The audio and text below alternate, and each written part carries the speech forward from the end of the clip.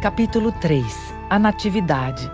Entretanto, quando José reconheceu a gravidez dela, mal conseguiu suportar aquilo, pois desconhecia o grande mistério. Por isso, foi tomado pela tristeza, já que era apenas um homem justo, e considerava um tormento ver a lei ser transgredida em sua própria casa e levantar suspeitas a respeito de si mesmo. Por outro lado, parecia-lhe cruel expô-la e entregá-la aos sumos sacerdotes para ser castigada. Devido à grande virtude da sua vida divina, sentiu-se confuso e teve piedade de Maria. Portanto, considerou retirá-la da sua casa em segredo. E enquanto assim pensava, eis que um anjo do Senhor lhe apareceu em sonhos e lhe disse: José, filho de Davi, não tenha medo de Deus, nem de ser castigado pela lei por causa de Maria, nem de ser objeto de suspeitas errôneas por causa daquela que foi entregue a ti como noiva, conforme a lei dos homens. O anjo chamou sua noiva de esposa, mas ela não lhe fora dada por esposa como as outras mulheres. De maneira alguma, havia sido, porém, desposada à sua custódia como um tesouro divino e consagrado ao Senhor. Não temas em deixá-la na tua casa, pois o que nela foi concebido vem do Espírito Santo. Ela dará à luz um filho, a quem porás o nome de Jesus, porque ele salvará o seu povo de seus pecados. A partir destas palavras, o anjo dissipou o temor de José e o substituiu por outro, para que ele temesse ainda mais e reverenciasse a Santa Virgem como alguém cheia do Espírito Santo, como a genitora segundo a carne do Filho inefável e impenetrável, gerado antes de todos os séculos, que deveria salvar seu povo de seus pecados, pois foi por essa razão que desceu do céu para a terra o Rei gracioso, para salvar a nós, seus fiéis e adoradores, da servidão do pecado e da tirania dos demônios malignos.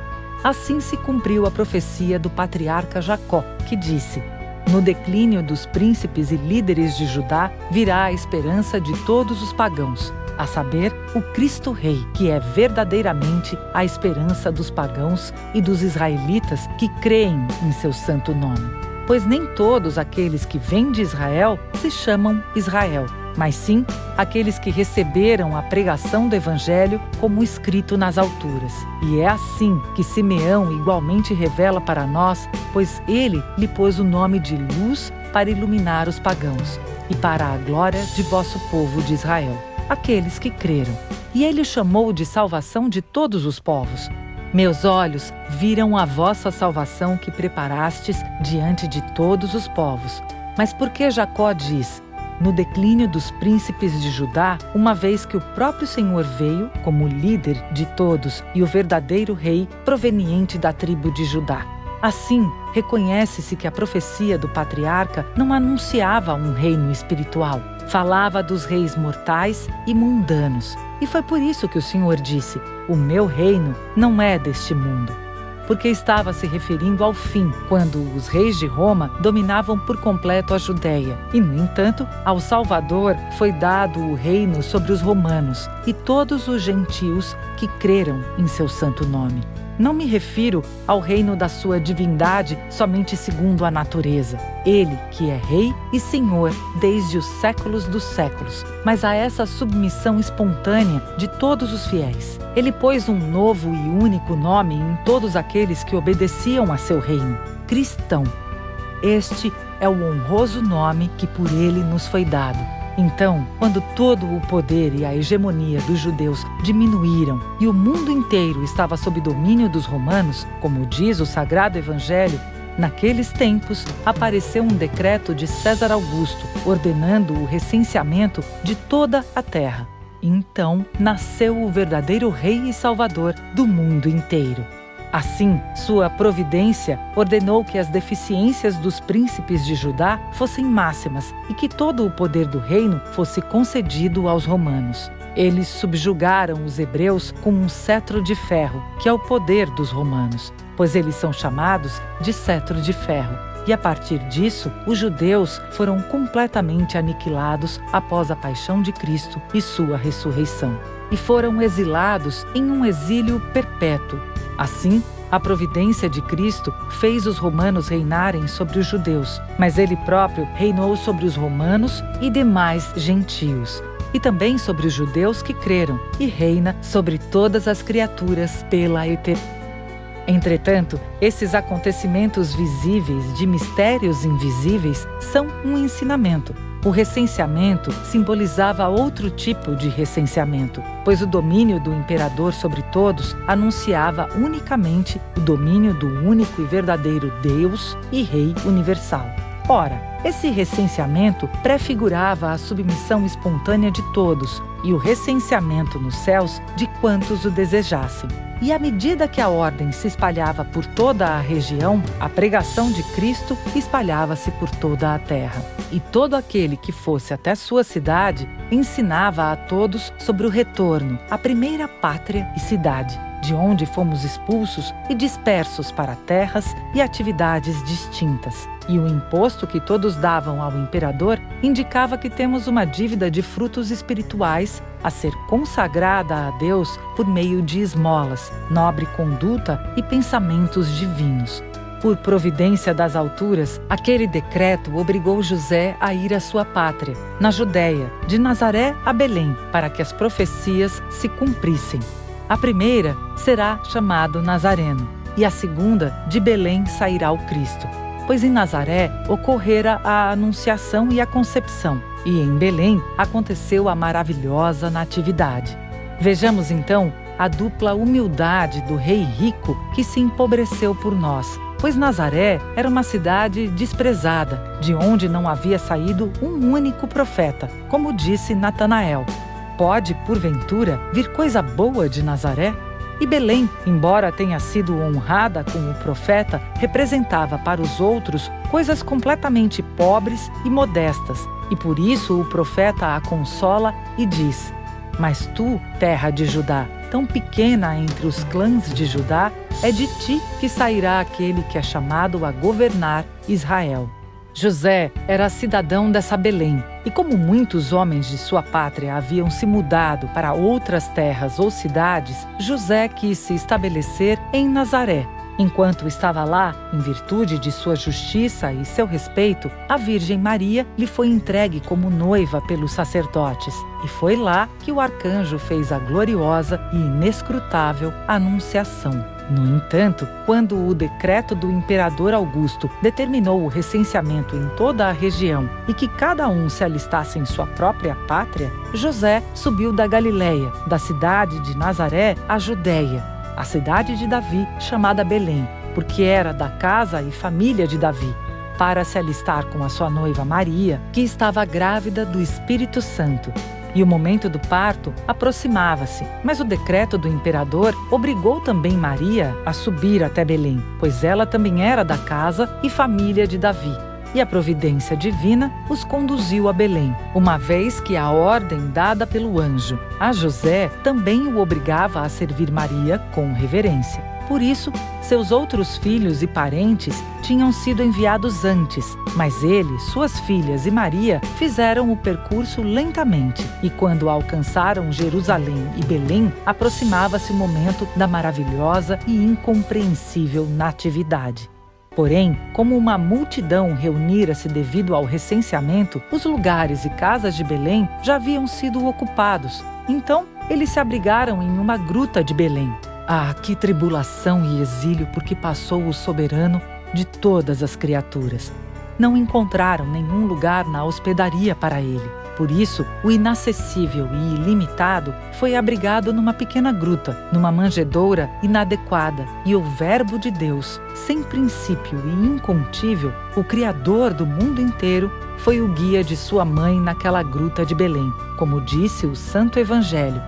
Estando eles ali, completaram-se os dias dela, e deu à luz seu filho primogênito. E, envolvendo em faixas, reclinou-o num presépio, porque não havia lugar para eles na hospedaria. Então, o soberano dos céus e da terra foi envolto em faixas. Que grandiosa maravilha! Aquele que nutre todos nós foi nutrido de leite, e recenseou-se o recenseador de todas as coisas. Assim se completou a profecia de Davi a respeito de Belém e do nascimento do Senhor.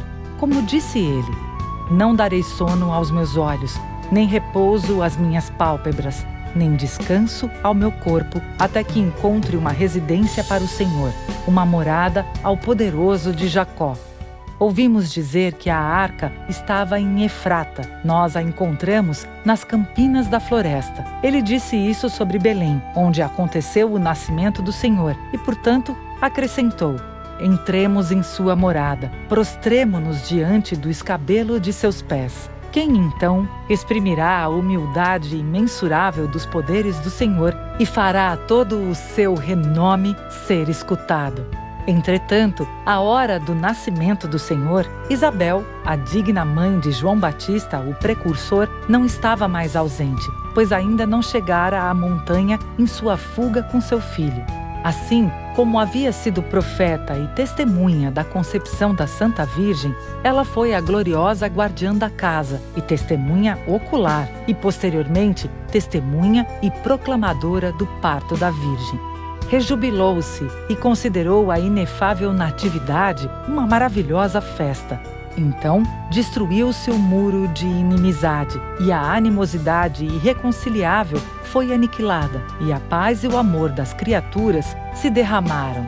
Deus tornara-se homem, e o céu e a terra haviam se unido, e os anjos aproximaram-se por cima dos pastores, e os pastores, iluminados pelos anjos, regozijaram-se com o grande anúncio, e viram o bom e gracioso pastor como um cordeiro imaculado e recém-nascido dentro da gruta. A terra aprendia o louvor dos céus, e aqueles nos céus regozijaram-se com a paz na terra e a boa vontade entre os homens. Porém, quando os pastores se sentiram receosos e assustados diante dos milagres, um anjo de luz destruiu seus receios e lhes anunciou a alegria. Não temais, eis que vos anuncio uma boa nova que será alegria para todo o povo. Hoje vos nasceu na cidade de Davi um Salvador, que é o Cristo Senhor. Isto vos servirá de sinal. Achareis um recém-nascido envolto em faixas e posto numa manjedoura. E subitamente ao anjo se juntou uma multidão do exército celeste, que louvava a Deus e dizia: glória a Deus no mais alto dos céus, e na terra paz aos homens de boa vontade. Após estas tremendas palavras e visão, os pastores, estupefatos, foram até Belém durante a noite, a fim de procurar o Salvador e a luz de todos. Muitos de seus familiares e conhecidos uniram-se a eles, maravilhados com as palavras dos pastores. Mas Maria conservava todas estas palavras, meditando-as no seu coração, não somente as dos pastores, mas tudo aquilo que fora visto e escutado desde o princípio no templo, e depois do templo, a anunciação do anjo e a concepção sem semente, e a natividade sem dor, e a virgindade após a natividade. Isto é, não apenas ela eludiu as dores da maternidade, tornou-se mãe e permaneceu virgem, como também não sentiu o nascimento. Eis as disposições das coisas divinas e a transformação das naturezas, pois o Filho admirável não revelou à sua mãe o conhecimento de seu nascimento. E num instante, sem perceber, encontrou-se fora do seu ventre e acomodado no trono de seus braços, para que, assim como a concepção fora realizada sem semente e sem seu conhecimento, a natividade acontecesse sem corrupção ou conhecimento. O modelo daquele glorioso e maravilhoso nascimento foi o orvalho no velo de lã. Mas a realidade foi mais sublime do que o modelo, pois quando o orvalho caiu na lã de modo silencioso e espontâneo, ele não se deixou ser exprimido da lã sem a mão. Mas aquele orvalho divino, dando vida a todos, entrou silenciosamente e sem sofrimento no ventre da Virgem. E da mesma maneira não revelou à sua imaculada mãe sua saída inexprimível, mas revestiu por meio dela o corpo humano. Assim saiu facilmente e de uma maneira sobrenatural aquele que não revelou seu nascimento à sua própria mãe nem aos outros. Essas foram as maravilhas inefáveis e impenetráveis que a Santíssima Maria guardou em seu coração. E devido a tudo isso, ela contentou-se com o nascimento do verdadeiro Deus por intermédio dela, aquele que fez de sua própria Mãe Imaculada a mais bem-aventurada entre todas as gerações, gloriosa nos céus e na terra, e exaltada por todos. Então, na gloriosa natividade do Senhor, a imensa alegria foi anunciada aos pastores. Eles seguiram para Belém e contaram a todos o que tinham visto e escutado a respeito do glorioso menino. E todos os que os ouviam admiravam-se das coisas que lhes contavam os pastores. E eis que, logo mais, os magos vieram do Oriente, orientados por uma estrela, a qual indicava que o recém-nascido era o Senhor do céu e da terra. E a estrela não era a do firmamento, era uma força enviada das alturas que abolia o feitiço da astrologia e aniquilava a treva dessa ignorância, pois seu caminho não era semelhante ao de outras estrelas. Ela seguia lentamente, acompanhando o ritmo do deslocamento daqueles que conduzia, às vezes avançando, às vezes parando, às vezes aparecendo para eles, às vezes se ocultando.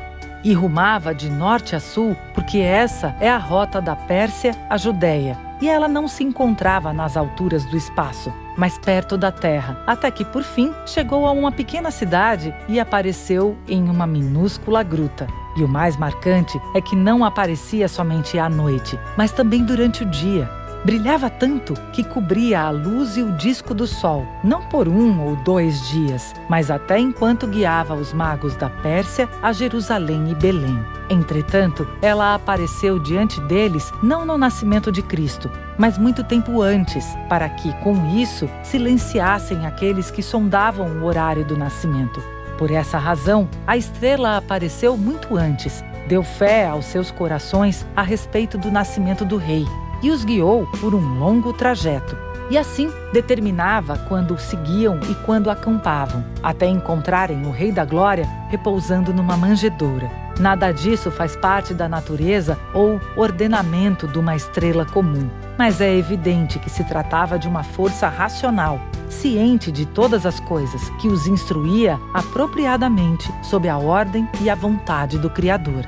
E não foi em vão que ela os conduziu a Jerusalém.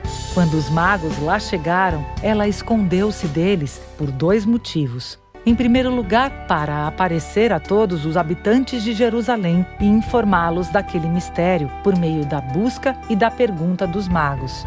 Perguntaram eles: onde está o rei dos judeus que acaba de nascer? Vimos a sua estrela no Oriente e viemos adorá-lo. E também por isso, diante dessas palavras, a cidade agitou-se e Herodes sentiu medo. E em segundo lugar, para que os próprios inimigos, os escribas e os fariseus, testemunhassem e revelassem o local e o horário do nascimento do Senhor. E assim se cumprisse a profecia que diz: e tu, Belém, terra de Judá, não és de modo algum a menor entre as cidades de Judá, porque de ti sairá o chefe que governará Israel, meu povo. Os outros príncipes eram líderes segundo as honras carnais, mas não eram pastores, porque não expunham suas vidas pelas ovelhas. Aquele divino prelado, todavia, é o verdadeiro pastor, pois no caminho da vida e nos pastos do paraíso é ele quem conduz as ovelhas que o seguem e expõem ao perigo sua vida por elas. Observai então como se parecem as palavras do patriarca Jacó e aquelas do profeta Miqueias, pois este último anunciou que o Senhor sairia de Belém, enquanto o primeiro previu que, durante o declínio e enfraquecimento dos líderes de Judá, apareceria a esperança das nações. Ao escutarem essas palavras, os magos as confirmaram com a aparição da estrela e proclamaram que Cristo era o verdadeiro rei. Foi por este motivo que Herodes sentiu medo. Tinha muita sede de poder e estremeceu à perspectiva de que aquilo ocasionasse o declínio do seu reino e do seu poder, pois era deveras audacioso. Ademais, ele convocou os príncipes dos sacerdotes e os escribas do povo e indagou deles onde havia de nascer o Cristo. Porém, eles maliciosamente responderam uma coisa e ocultaram outra. informaram-lhe que o Cristo deveria sair de Belém, como dissera o profeta. E tu, Belém, terra de Judá, não és de modo algum a menor entre as cidades de Judá, porque de ti sairá o chefe que governará Israel, meu povo. Mas omitiram as palavras subsequentes do profeta. Suas origens remontam ao princípio dos dias eternos, pois desde aquele momento já estavam tomados de inveja de Cristo e não queriam reconhecê-lo como Deus. Ocultaram as palavras que revelavam sua glória, porque voluntariamente seus olhos se fecharam e suas orelhas ensurdeceram para a verdade. No entanto, Herodes, cheio de malignidade, chamou os magos secretamente e lhes perguntou a respeito do menino rei. Ele mentiu para enganá-los e declarou que o veneraria quando o encontrassem. Então, deveriam informar onde se encontrava o Rei dos Reis. E assim se repassaram as notícias sobre o nascimento do Senhor. Os judeus souberam pelos magos e pelo aparecimento da estrela. Herodes pelos judeus e pelos magos. E os magos ficaram ainda mais persuadidos ao ouvirem a proclamação do profeta e perceberem a inveja e o medo de Herodes. No entanto, quando saíram de Jerusalém, a estrela guia reapareceu de imediato, mais próxima e luminosa do que o dia. Ela brilhava mais do que o fulgor do sol e conduzia ao sol da justiça, ao Criador do sol, da lua, das estrelas e de todas as criaturas. E assim como os conduzia ao céu, também os conduziu a Belém, à minúscula gruta e ao tabernáculo impróprio. Quando ela chegou ao local, indicou-lhes com um brilho ainda maior, como se fosse o dedo indicador de uma mão celestial, aquilo que tanto almejavam. Findada a sua incumbência, desapareceu sob os olhares deles. No entanto, ao verem a estrela guia, ou melhor, o anjo aparecendo naquela forma, encheram-se de profunda alegria, pois assim encontraram o que estavam procurando. E viram uma grande maravilha, pois ao se prostrarem diante do recém-nascido, o primogênito, desde antes dos séculos, de repente se sentiram cheios de graça, ternura e luz, e uma alegria indescritível foi derramada em seus corações. No entanto, a visão e o discurso da mãe não desposada e totalmente incorrupta foram o ápice da graça e da glória, e a disposição da sua forma era algo além da compreensão humana. Ninguém tinha aquela disposição após as dores e fraquezas do nascimento, mas ela estava ainda mais brilhante e bela, uma vez que também estava cheia da graça e da luz do parto. Era maravilhoso para todos aqueles que a olhavam. Os magos, agora saciados com todos aqueles milagres e grandezas, rejubilaram-se e adoraram o Senhor. Por isso, eles o adoraram prostrados, como Rei e como Deus, e ofereceram como presentes ouro, incenso e mirra. Ao Rei, a Deus, e àquele que encarnou por nós e que morre para que dele recebamos a imortalidade. A graça do Espírito Santo os instruiu a oferecer aqueles presentes a fim de que se tornassem aos nossos olhos um modelo da oferenda de presentes espirituais, a fim de que tivéssemos uma conduta boa e santa como o ouro, inteligência e contemplação espiritual como o incenso, e a mortificação das paixões e dos membros corporais como a mirra. Por meio disso, atinge-se a impassibilidade e o reino dos céus nos é dado. Cumpriram-se de start as palavras da santa e bem-aventurada Virgem. Realizou em mim maravilhas aquele que é poderoso e cujo nome é santo. E por isto, desde agora, me proclamarão bem-aventurada todas as gerações. Foi então, com efeito, que suas glórias começaram a se manifestar, e sua glória, exaltação e fidelidade serão ainda mais abundantes no fim. Assim, os magos encontraram seu objeto de desejo, viram o Rei da Glória e o adoraram, ofereceram presentes visíveis e, por meio deles, ofereceram-se igualmente ao Senhor e se tornaram o fundamento e os precursores da conversão dos pagãos e da aceitação do serviço a Cristo. Eis os primeiros fiéis e adoradores de Cristo, pregadores e testemunhas do seu reino, em sua oblação com seus preciosos presentes, e em seu desprezo pelas mentiras dos judeus e pela atitude insensata do potentado Herodes, pois mediante uma aparição foram instruídos a não retornar até Herodes e por isso seguiram até seu país por outro caminho. Foi assim que o Cristo, o opulento rei, quando veio ao mundo, escolheu a pobreza e voluntariamente a tornou honrosa. Assim, ó fiel, ao ouvir falar dessa humildade e pobreza, se jamais estás na pobreza, não a esqueças em teu pensamento,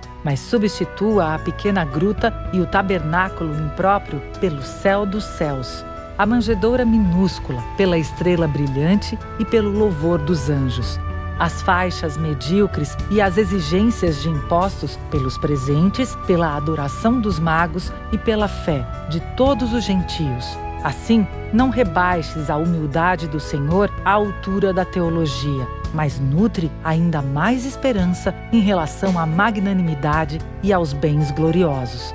No entanto, quando a bem-aventurada mãe viu tudo aquilo, seu coração encheu-se imediatamente de fé, esperança e amor por seu filho e seu rei.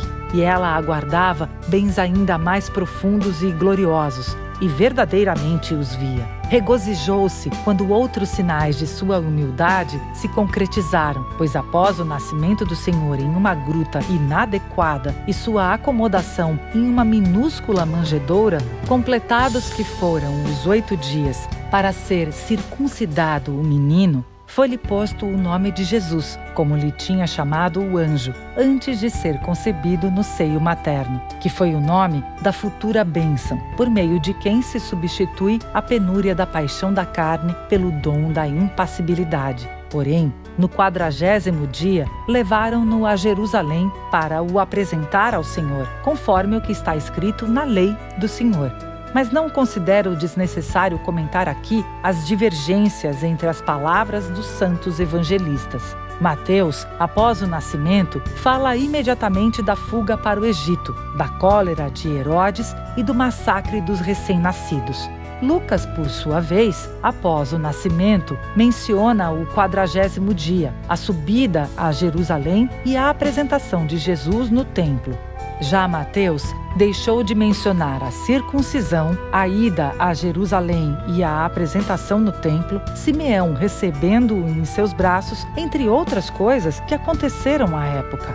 E o que ele escreveu ocorreu depois de muitos dias, mais ou menos 2 anos, ou talvez um pouco menos, após a visão que José teve do anjo, a fuga do Egito e, em seguida, a volta para o Egito.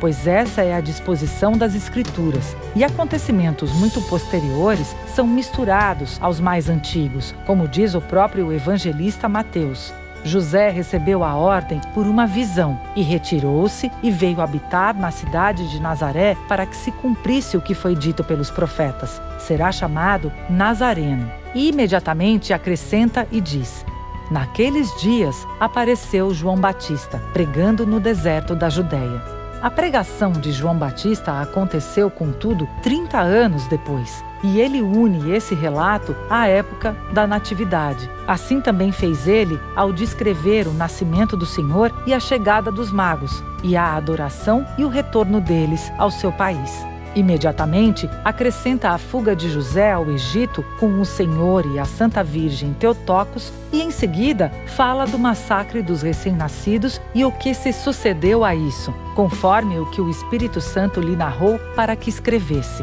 No entanto, Lucas, pela graça do Espírito Santo, escreveu o que aconteceu após o nascimento e que Mateus omitiu: a circuncisão, a subida a Jerusalém e a apresentação no templo, o repouso nos braços de Simeão e o que se deu em seguida. Nosso Senhor, com efeito, não encarregou somente um evangelista de descrever todos os eventos. Enquanto um deles descrevia certos acontecimentos e milagres do Senhor, um segundo, terceiro ou quarto descreviam outros. A explicação dessa questão é, portanto, isso o que eu disse. Mas é necessário perguntar: como então foi Herodes imediatamente saudado e desprezado pelos magos, sem que sua cólera e furor aparecessem à época, mas somente depois de muito tempo? Pois era um homem ímpio e iracundo em extremo. E como Mateus não revelou se nesse período o menino estava escondido ou se os magos não o haviam raptado com sua mãe por terem percebido a ira dele, ou se eles se deslocaram de um lugar a outro, como aconteceu com muitos outros. Mas, na verdade, há uma explicação para essa questão, porque nos foi revelado que naqueles dias, quando os magos chegaram a Jerusalém e perguntaram a respeito do nascimento do menino, e quando Herodes mentiu maldosamente e procurou, sob o pretexto da adoração, um meio de matá-lo, houve um grande tumulto e conflito em sua própria casa. Mas isso aconteceu por um desígnio das alturas, que não lhe daria a oportunidade de procurar o rebento real e senhor de todas as coisas. Esse conflito foi provocado por sua esposa e por seus filhos. Ele conquistou a vitória com bastante dificuldade e logo matou a esposa, mas não podia matar os filhos sem a ordem do imperador. Por isso, ensandeceu de raiva contra eles, equipou-se e partiu para Roma atrás do imperador, para dele receber o poder sobre seus filhos. O que aconteceu? A permissão lhe foi concedida. Ele retornou e estrangulou os filhos, empanturrando do sangue deles sua alma ensandecida, endemoniada e assassina. E quando a crueldade saciou seu coração, já encarava a luta que surgira contra ele em segundo plano. Herodes foi tomado por uma loucura ainda mais terrível e maligna e se lembrou do encontro com os magos e do nascimento do menino rei. Temia não retomar o poder, uma vez que era escravo das paixões, do luxo e do poder. A inveja e a ira o dominaram e, devido à sua procura por um único menino, rei de todos, direcionou sua cólera contra todos os recém-nascidos inocentes e, pela espada e pela crueldade, mandou massacrar em Belém e nos seus arredores todos os meninos de 2 anos para baixo, conforme o tempo exato que havia indagado dos magos. Que poder impiedoso e hostil a Deus! Como pôde ele não se envergonhar do massacre dos inocentes, quando o coração do homem não se rebaixaria, nem mesmo ao massacre de pequenos animais, assim como não se rebaixaria a desenraizar uma quantidade tão grande de jovens brotos de plantas sem alma, que dirá então executar recém-nascidos dotados de razão. Mas o ímpio nem sequer hesitou em estrangular seus próprios filhos adultos. Quão perversos são o amor pelo poder e a inveja, premissas de todos os males. Um dos arcanjos, afastando-se da honra e do serviço de Deus, degradou-se até cair e se tornou um demônio hostil a Deus, um inimigo ávido de poder. Foi a inveja que também criou esse Belial e que, por meio dele, fez de um dos judeus um deicida, causando o esquecimento das inúmeras misericórdias do Senhor para com os desafortunados. Assim, essas duas paixões dominavam cruelmente Herodes, o ímpio, e fizeram dele o assassino de seus próprios filhos e, posteriormente, de inúmeros recém-nascidos inocentes. E pior ainda, tramou a execução do seu próprio Rei e Senhor universal, aquele por meio de quem ele mesmo fora criado. Mas, ó Herodes, inimigo de Deus e companheiro do diabo, se as palavras dos magos eram vazias e falsas, por que hesitaste e tremeste? Se, pelo contrário, elas são verdadeiras e aquele proclamado pelos profetas chegou, por que não paraste para pensar que não tinhas permissão de matá-lo? Ó cego e ignaro, que por excesso de inveja atraíste a cólera de Deus. No fim, foste destituído do poder e da vida e te transformaste em alimento de vermes antes mesmo da morte, algo que justa e apropriadamente mereceste. Mesmo ainda neste mundo, teu castigo foi pavoroso e tremendo aos olhos daqueles que viram a cólera derramada sobre ti. E naquele mundo que é eterno, recebeste um suplício ainda mais duro e perverso no fogo de Gina, devido às tuas ações malignas. Mas retornemos ao nosso tema original. Quando a cruel decisão do sórdido Herodes foi imposta e a multidão de inocentes foi atrozmente executada pela espada sem piedade alguma, foi como se um incêndio queimasse não apenas Belém e arredores, mas arruinasse e afligisse toda a Judéia. Por essa razão, um profeta já relatara muito antes o sofrimento daquele acontecimento. Em Ramá se ouviu uma voz, choro e grandes lamentos. É Raquel a chorar seus filhos. Não quer consolação, porque já não existem. Vejamos o que essas palavras querem dizer. Raquel era mãe de Benjamim e, após sua morte, logo foi sepultada no caminho de Efrata, isto é, Belém, pois Ramá faz parte da tribo de Benjamim. E Benjamim era filho de Raquel, e o túmulo de Raquel encontrava-se perto desse local. Então, em alusão a Benjamim e ao túmulo dela, as crianças massacradas são chamadas de filhos de Raquel. Ela não quer consolação, porque já não existem. Aquele mal não foi pequeno, não poderia haver consolação alguma a respeito dele, nem exílio ou desterro. A perda e a execução dos filhos de Raquel e de Benjamim foram totais, e Belém foi exaltada e escolhida não somente por outras glórias, mas especialmente por isso.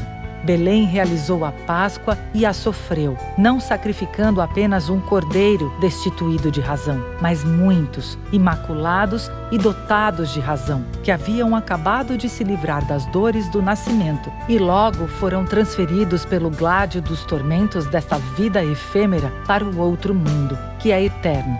Aqueles que haviam acabado de ver a luz visível e que imediatamente foram privados desta luz efêmera pela luz inteligível. Foram levados à luz sem sombra, heróis e mártires antes da idade que são. Foram os contemporâneos de Cristo, sem terem conhecido a verdade e executados para ele antes dos outros mártires. Foram vítimas sacrificiais de Cristo, sacrificadas por causa dele e para ele, antes mesmo de sua paixão por nós, pois também convinha que com a aparição de Cristo entre os homens, uma grande virtude se enraizasse neste mundo. Por causa disso, além da virgindade incompreensível e sobrenatural que irradiava de sua mãe imaculada, a virtude da coragem e do serviço por Cristo também foi demonstrada pelos recém-nascidos, e a terra foi purificada do sangue impuro e dos sacrifícios aos ídolos, graças ao sangue derramado das crianças santas e inocentes, que se tornaram precursoras e anunciadoras do sangue real e glorioso que se derramou sobre a cruz. Essa é a história até o presente momento. Lembremos outra vez a apresentação no templo do doce Jesus e aquilo que sobreveio, pois tudo isso também é a exaltação e glorificação da Mãe incorrupta e toda bem-aventurada. E quando falamos do Senhor, ela também comunga com Ele e se une a Ele por meio do louvor, pois acontecimentos unidos por natureza não podem ser separados por palavras. Então, aconteceu a circuncisão no 8º dia após o nascimento, e foi-lhe posto o nome de Jesus, como dissera o arcanjo antes da concepção. No entanto, aquele dia não era apenas o 8º, mas também o primeiro, o dia do Senhor. A anunciação foi feita à Virgem pelo anjo num domingo. Também num domingo aconteceu o nascimento a partir da Virgem, assim como a ressurreição dele entre os mortos, ressuscitando consigo nossa natureza mortal e condenada. A ressurreição de todos e a segunda vinda com a glória celestial para julgar os vivos e os mortos também ocorrerá no dia do Senhor. É por essa razão que esse dia único da semana é honrado e glorioso. É o domingo sagrado, porque tais mistérios nele se realizaram.